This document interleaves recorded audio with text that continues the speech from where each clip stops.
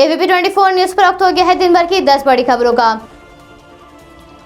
देश में तनाव के माहौल और दुश्मन देशों के निशाने पर होने के कारण भारत के प्रधानमंत्री के आवास और काफिले की सुरक्षा को बढ़ा दिया गया है। प्रधानमंत्री की सुरक्षा के लिए एंटी ड्रोन सिस्टम का इस्तेमाल भी किया जा रहा है। इस ड्रोन में किलर स्वदेशी तकनीक का इस्तेमाल हुआ है और इसे प्रधानमंत्री के आवास और काफिले पर रखा जाएगा।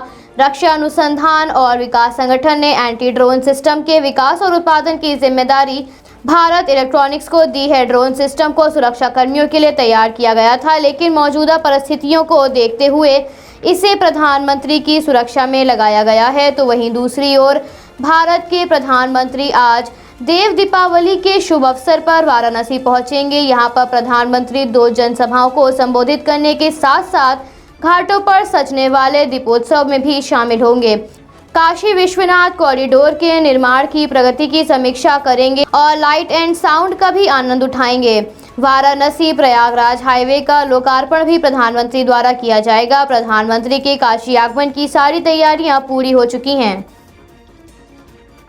कांग्रेस नेता राहुल गांधी ने प्रधानमंत्री पर निशाना साधते हुए कहा कि ये किसानों की आय दुगनी करने का वादा करते हैं। मोदी सरकार ने आय तो कई गुना बढ़ा दी है, लेकिन अंबानी और अदानी की। आगे राहुल गांधी ने सरकार के कृषि कानून को काला कानून बताते हुए कहा कि जो काले कृषि कानून को अब तक सही बता रहे हैं, वो क्या खाक किसानों के पक्ष में हल निकालेंगे। इसके साथ ही कांग्रेस ने तीनों कानून को तत्काल रद्द किए जाने की मांग की है। राहुल गांधी ने अपने ट्विटर अकाउंट पर एक वीडियो भी साझा किया है। इस वीडियो के साथ राहुल गांधी ने कहा कि मोदी सरकार ने किसानों पर पहले काले कानून लाकर अत्याचार किए, फिर उन पर डंडे चलाए जा रहे हैं। मोदी सरकार ये भूल गई है, जब किसान आवाज उठाता है तो उसकी आवाज पूरे देश में गूंजती है। आज पूरे देश और दुनिया में सिख धर्म के संस्थापक श्री गुरु नानक देव जी का जन्मदिन मनाया जा रहा है। श्री गुरु नानक देव जी की जयंती को गुरु पर्व और प्रकाश उत्सव भी कहा जाता है। भारत के राष्ट्रपति ने देशवासियों को गुरु पर्व की बधाई देते हुए ट्वीट के जरिए कहा कि गुरु नानक देव जी की जयंती के शुभ अवसर पर मैं सभी देशवासियों और विदेश में बसे सभी भारतीयों को, विशेष तौर पर सिख समुदाय के लोगों को बधाई देता हूं। तो वहीं भारत के प्रधानमंत्री ने ट्वीट के जरिए कहा कि मैं श्री गुरु नानक देव जी को उनके प्रकाश पर्व पर नमन करता हूं। उनके विचार हमें समाज की सेवा करने और एक बेहतर दुनिया सुनिश्चित करने के लिए प्रेरित करते रहे हैं। आपको बता दें कि गुरु नानक देव जी को पुण्य आत्मा और ईश्वर के सच्चे प्रतिनिधि कहा जाता है। गुरु नानक देव जी की मृत्यु 22 सितंबर 1539 को करतारपुर में हुई थी, जो अब पाकिस्तान में है। कोरोना संक्रमण के मामलों में वृद्धि को देखते हुए उत्तर प्रदेश के मुख्य सचिव आर.के. तिवारी ने जिलाधिकारियों को संक्रमण की स्थिति का जायजा लेने के साथ साथ जिलों में नाइट कर्फ्यू लगाने के दिशा निर्देश जारी किए हैं। संक्रमण को नियंत्रण में करने के लिए मुख्य सचिव की ओर से सार्वजनिक जगहों पर सोशल डिस्टेंसिंग के नियमों का पालन करने के लिए धारा 144 लगाने की घोषणा की गई है। उत्तर प्रदेश के मुख्यमंत्री ने राज्य में कोरोना प्रोटोकॉल के नियमों का सख्ती से पालन किए जाने को लेकर मुख्य सचिव राजेंद्र कुमार तिवारी से तत्काल इसके लिए प्लान बनाने को कहा है। उत्तर प्रदेश में संक्रमण सर्वाधिक देखा गया है। उत्तर प्रदेश के मुख्यमंत्री के हैदराबाद का नाम बदलकर भाग्यनगर रखे जाने वाले बयान पर असदुद्दीन ओवैसी ने योगी सरकार पर निशाना साधते हुए कहा कि योगी आदित्यनाथ की नस्लें तबाह हो जाएंगी, पर हैदराबाद का नाम नहीं बदलेगा। ओवैसी ने कहा कि योगी का नाम बदल जाएगा, लेकिन हैदराबाद का नाम हैदराबाद ही रहेगा। भाजपा पर तंज कसते हुए ओवैसी ने कहा कि इस चुनाव में उन्होंने इतने लोगों को बुला लिया है कि अब केवल डोनाल्ड ट्रंप का पहुंचना बाकी है।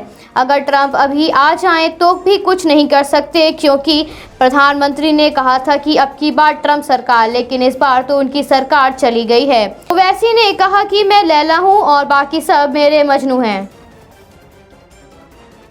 कृषि कानून के विरोध में पंजाब, हरियाणा, राजस्थान के किसानों का आंदोलन जारी है।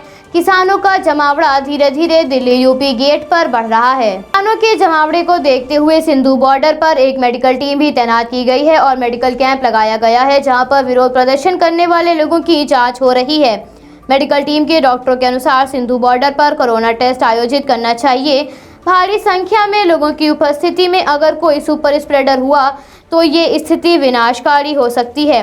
केंद्रीय मंत्री रविशंकर प्रसाद ने ट्वीट कर कहा था कि देश भर में मंडियां समाप्त नहीं होंगी बल्कि चलती रहेंगी। नए कृषि कानून एपीएमसी मंडियों को समाप्त नहीं करते हैं। इन नए कानूनों में किसानों को अपनी फसल कहीं भी बेचने की आज़ादी होगी। जो भी किसान को सबसे अच्छा दाम देगा उसे किसान अपनी फसल बेच सकते हैं। कृषि कानून के विरोध में किसानों का प्रदर्शन जारी है। किसान चौथे दिन भी दिल्ली की सीमा पर डटे हुए हैं और किसानों के इंडिया गेट पर पहुंचने की खबर से दिल्ली सरकार ने दिल्ली में हाई अलर्ट जारी कर दिया है। बगैर जांच के किसी को भी नई दिल्ली इलाके में प्रवेश करने की अनुमति नहीं दी जा रही है। जंतर मंतर, इंडिया गेट, सदन भवन, विजय चौक जैसे विशेष केंद्र जगहों पर भारी पुलिस बल तैनात किया गया है। पुलिस अधिकारियों के अनुसार जो भी किसान नई दिल्ली पहुंचेगा उसे निरंकारी भवन छोड़ दिया जाएगा। सिंधु बॉर्डर पर प्रदर्शन कर रहे कुछ किसान नरेला की तरफ से दिल्ली में प्रवेश करने का प्रयास कर रहे हैं, लेकिन सुरक्षा बलों ने किसानों को प्रवेश करने नहीं दिया। किसानों के दिल्ली में प्रवेश करने के प्रयासों के मद्देनजर पुलिस को अलर्ट रहने को कहा गया है। गाजीपुर, सिंधु और टिकरी बॉर्डर के अलावा पुलिस कर्मियों ने कापसहेड़ा, डीएनडी, आनंद विहार, कलिंदी कुंज, सीमापुरी, भोपुरा समेत दिल्ली के बाकी बॉर्डर पर भी सुरक्षा को बढ़ा दिया है। राजस्थान सरकार ने कोरोना संक्रमण के बढ़ते हुए खतरे के मद्देनजर 31 दिसंबर तक कोटा, जयपुर, बीकानेर, अजमेर, भीलवाड़ा, नगौरा, पाली, जोधपुर, जयपुर, अजमेर, सीकर और गंगानगर में शहरी सीमाओं के भीतर 8 बजे से सुबह 6 बजे तक रात्रि कर्फ्यू लगाने का ऐलान किया है। सरकार के अनुसार 31 दिसंबर तक नियंत्रण क्षेत्रों में कर्फ्यू लागू रहेगा। हालांकि कर्फ्यू के दौरान जरूरी सेवाओं को खुले रहने की अनुमति दी जाएगी। कर्फ्यू का पालन सख्ती से किया जाए, इसके लिए गठित निगरानी टीमें द्वारा नजर रखी जाएगी। सरकार ने 31 दिसंबर तक मल्टीप्लेक्स, सिनेमा हॉल, खेल, सांस्कृतिक, धार्मिक, राजनीतिक, सामाजिक जैसे बड़े कार्यक्रमों को 31 दिसंबर तक बंद रखने के दिशा निर्देश सरकार द्वारा जारी किए गए हैं। भारत में कोरोना संक्रमण के मामलों में कमी देखी गई है। केंद्रीय स्वास्थ्य मंत्रालय से प्राप्त जानकारी के अनुसार पिछले 24 घंटों में कोरोना के 38,772 मामले सामने आए हैं, तो वहीं 443 लोगों ने इस महामारी के कारण अपनी जान गंवाई है। भारत में 24 घंटों में 38,772 मामले सामने आने से भारत में कुल संक्रमितों का आंकड़ा 94 लाख के पार पहुंच गया है। तो वहीं दुनिया की बात करें तो दुनिया में कुल संक्रमितों का आंकड़ा 6,30,72,775 पर पहुंच गया है और अब तक 14,65,181 लोगों की मौत हो चुकी है। दिल्ली के पर्यावरण मंत्री गोपाल राय की हाल ही में कोरोना रिपोर्ट पॉजिटिव आई थी और पर्यावरण मंत्रालय के कार्यालय से प्राप्त जानकारी के अनुसार उन्हें अस्पताल में भर्ती कराया गया था, लेकिन उनकी हालत स्थिर होने के बाद अब वो होम आइसोलेशन में रहेंगे। भारत के प्रधानमंत्री सोमवार को वीडियो कॉन्फ्रेंसिंग के माध्यम से कोविड-19 की 3 टीम जेनोवा बायोफार्मा, बायोलॉजिकल ई और डॉक्टर रेड्डीज से वार्ता करेंगे। ये टीमें वैक्सीन के निर्माण में शामिल हैं। ब्रिटेन के स्वास्थ्य मंत्री हैनकॉक के अनुसार मॉडर्ना वैक्सीन की 2 मिलियन डोज खरीद रहे हैं ताकि इस महामारी से ग्रस्त लोगों का इलाज आसानी से किया जा सके। युगांडा के राष्ट्रपति ने कहा कि देश में अगले महीने तक वैक्सीन की टेस्टिंग की प्रक्रिया को प्रारंभ कर दिया जाएगा। मंगलवार को अमेरिकी सलाहकारों की वैक्सीन के मद्देनजर एक पैनल की बैठक आयोजित की जाएगी। इसमें इसकी खुराक पाने वाले लोगों में कौन सा समूह प्राथमिक होगा, इस पर विचार विमर्श किया जाएगा। न्यूयॉर्क के सीनेटर और सीनियर डेमोक्रेटिक नेता चक स्क्यूमन ने ट्वीट के जरिए कहा कि कोरोना वैक्सीन तैयार की जा रही है। जैसे ही ये वैक्सीन तैयार होगी, इसे अमेरिकी नागरिकों में मुफ्त वितरित किया जाएगा। Bureau report, AP24 news, Lucknow. Subscribe कीजिए हमारे न्यूज़ चैनल को और बेल आइकन को प्रेस करना ना भूलें ताकि हमारे नए वीडियोस का नोटिफिकेशन आपको मिलता रहे।